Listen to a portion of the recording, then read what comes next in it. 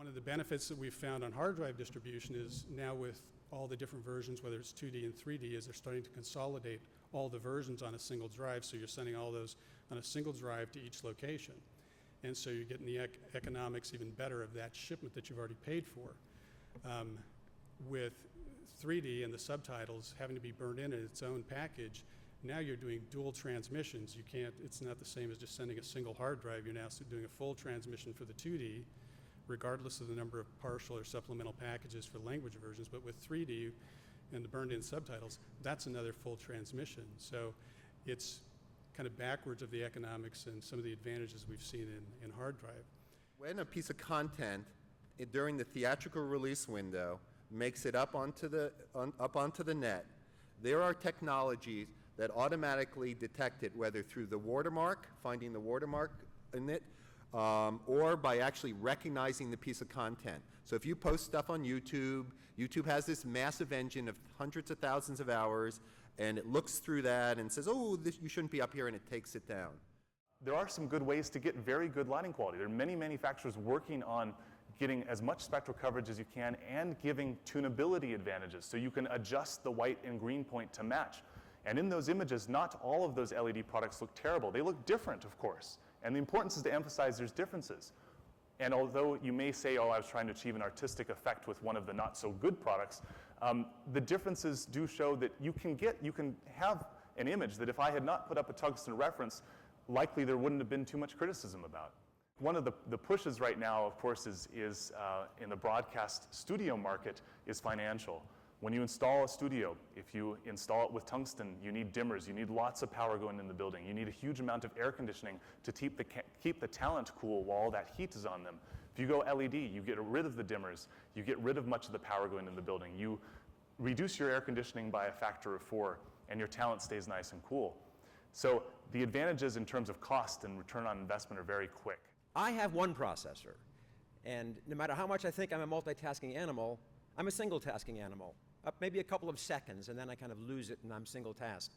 There was just a recent report from Harvard where they took a lot of multitasking kids that were very proud about their multitasking ability, and they tested them on multitasking, and they failed miserably. So they didn't realize how bad they really were. I only say that not to put cold water on the second screen, but to just put it in the context that the second screen is an augment of the first screen, but it's got to be authored in such a way that we're still single-tasking individuals. Given the rapid growth in second screen technology, particularly we've heard a lot about iPads, but I was particularly intrigued with the Google goggles, and it might boggle one's mind to think about the possibilities of wearing those in a theater, get around a lot of the problems of extra brightness. What kind of augmented reality experience might you have?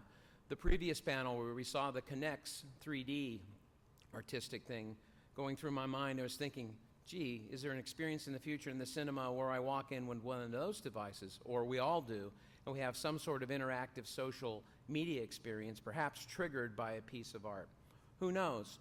History has often shown that linear extrapolation onto the next thing doesn't work. It's some sort of disruptive thing that causes the next revolution in cinema. So when we start discussing the future of 4K and 8K television, it's clear in the television world right now with HD TV, if you have a 40-inch screen and you're sitting 10 feet back in your living room, you're hard-pressed actually to see the difference between a 720p and a 1080p presentation. But as the screen sizes go larger, and you get up to 65 inches or 80 inches or projected images in motion picture theaters, more pixels really help. And of course, Nyquist applies to our industry just as easily as it does to sound. So having twice as many pixels to show a clean 2K image is actually much preferred to get a really good presentation. Will creatives ever deviate from the linear storytelling model in the theater? Could the Cinemaplex become the Googleplex in the future? And I know we have some strong opinions about that. Well, this is certainly not the first time that anyone's brought it up. There have been interactive cinema experiences dating back into the 1930s, 1940s, and since then, it hasn't been successful. If somebody wants to make an interactive cinema and it happens to be successful in the future, that's fine by me.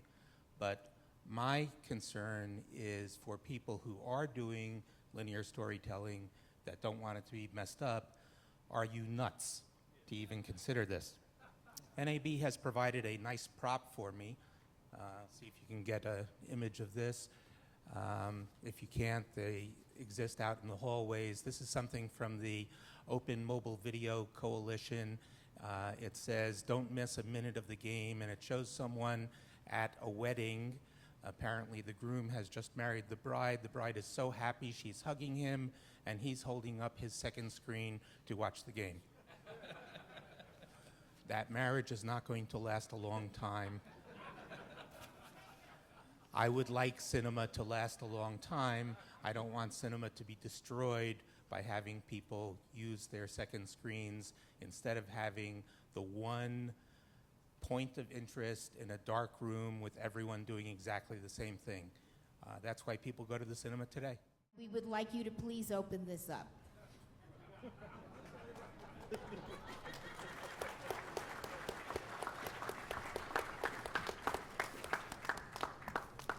I don't know what plain brown wrapper means.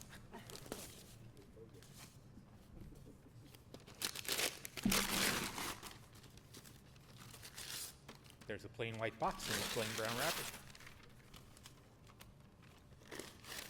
Do you think we're setting him up?